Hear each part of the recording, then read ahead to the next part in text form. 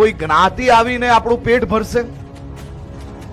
કોઈ જ્ઞાતિ સગા સંબંધીના નામે મત લઈ જાય, આ જ્ઞાતિ સગા સંબંધીના નામે મત લઈ જવા વાળા વ્યક્તિઓએ તમારું પેટ ભર્યું છે કાલે? હે?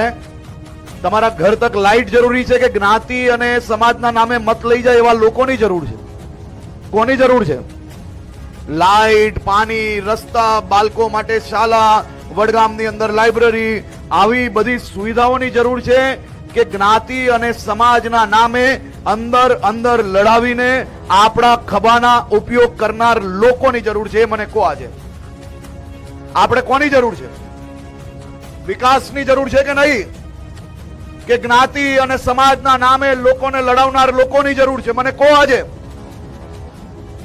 આ વડગામ હોય કે બનાસકાંઠા જિલ્લો હોય આપણો, આ બધા જ વિકાસના કામ જો ભારતીય જનતા પાર્ટીએ કર્યું હોય, તમે સૌ લોકોએ સાથે મળીને કર્યું હોય, તો આ કોંગ્રેસ કોના નામે આજે મત માંગવા આવે છે એવું આપણે ના પૂછવું પડે?